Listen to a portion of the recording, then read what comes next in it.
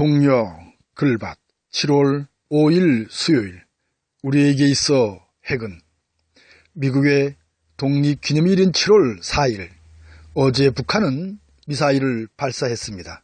아침 9시 40분쯤 동해 바다 쪽으로 ICBM으로 불리는 대륙간 탄도미사일을 발사한 것이죠. 화성 14형으로 알려진 이 미사일은 거의 수직에 가까운 각도로 발사한 것으로 알려졌습니다.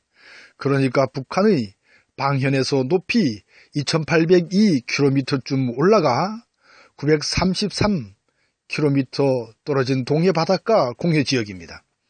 이런 점을 감안하여 물리적으로 가장 먼 거리로 날아갈 수 있는 각도인 45도로 쏘았을 때 이 미사일은 사정거리가 8000km를 넘을 것으로 추정하고 있습니다.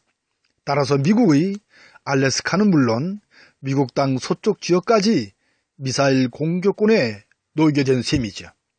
또한 북한의 기술력이 이 미사일을 대기권으로 진입시킬 수 있게 되면 문제는 더욱 심각합니다. 그러니까 인공위성처럼 하늘을 떠돌다 목표물을 향하여 공격할 수도 있기 때문이죠.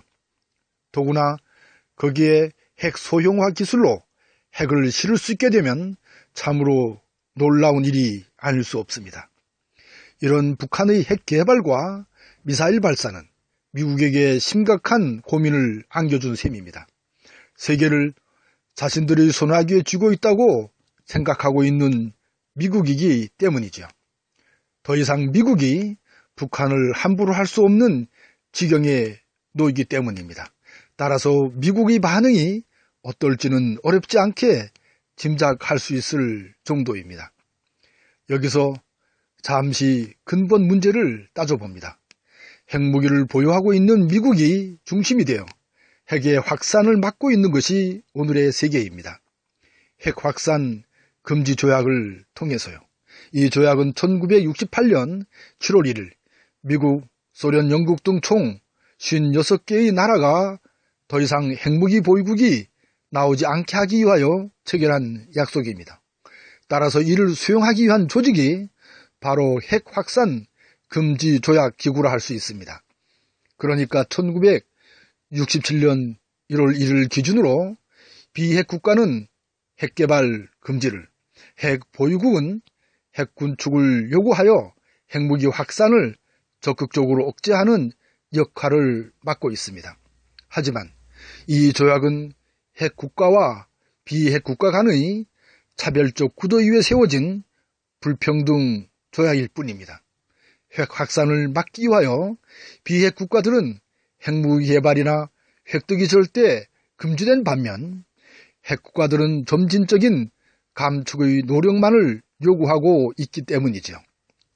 그런데 북한의 핵실험의 강행으로 인하여 이 기구와 국제원자력기구를 주축으로 한 핵 비확산 시스템의 한계가 점차 드러나고 있는 오늘입니다. 이 즈음에 북한의 핵개발과 미사일 발사를 과연 어떻게 보아야 할까요? 리비아를 비롯하여 이라크, 우크라이나에서 일어난 일들을 눈여겨보아야 합니다. 이들 나라에 핵무기가 있었다면 그처럼 비참한 꼴을 당했을까요? 우리에게 있어 미국은 과연 어떤 나라일까요? 우리에게 있어 주변국인 러시아와 중국, 일본은 과연 어떤 나라일까요? 우리에게 있어 북한은 과연 어떤 존재일까요? 끝없는 물음을 던지고 던져본 수요일 새벽입니다.